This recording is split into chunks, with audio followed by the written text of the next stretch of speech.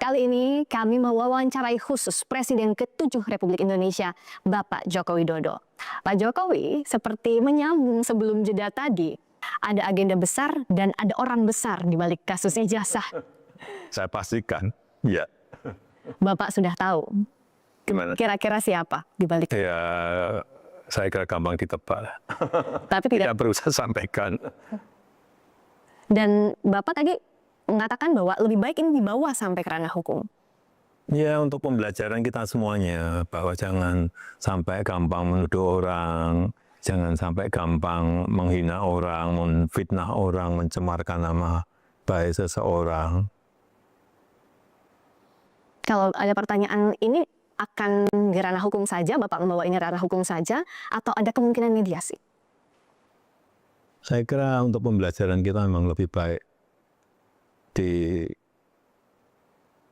dilakukan di penegakan hukum, diputuskan di pengadilan akan lebih baik. Untuk pembelajaran kita semuanya. Dan Bapak juga pernah berjanji kalau sampai ke pengadilan, ijazahnya Bapak akan tunjukkan di sana, di pengadilan. Ya, itu forum yang paling baik untuk menunjukkan ijazah asli saya. Dari SD, SMP, SMA, universitas semuanya, kan saya bawa. Untuk pembelajaran hukum, memang apa yang Bapak khawatirkan kalau ijazah ini, kasus ijazah ini terus bergulir di luar soal tudingan ijazah palsu? Ya, kan bisa terjadi tidak hanya kepada saya, bisa ke yang lain, bisa ke menteri, bisa ke presiden yang lain, bisa ke gubernur, bupati, wali kota, semuanya dengan tuduhan asal-asalan. Tapi kalau menuduh dengan bukti itu yang baik.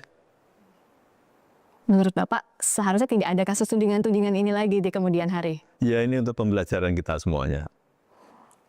Selain kasus ijazah, sebenarnya sebagai presiden 2 periode yang sekarang juga sudah purna tugas, tapi tentu pandangan Bapak terhadap bangsa ini jadi penting. Apakah ada kekhawatiran di benak Bapak soal masa depan Indonesia?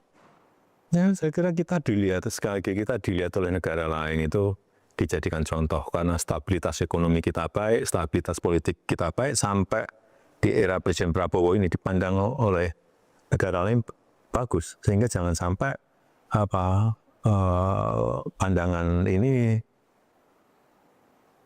berubah. Dan saya melihat pertumbuhan ekonomi di era Presiden Prabowo juga bagus, masih di atas 5, baik di kuartal pertama, kedua, dan ketiga. Saya rasa ekonomi kita akan masih tumbuh di atas 5.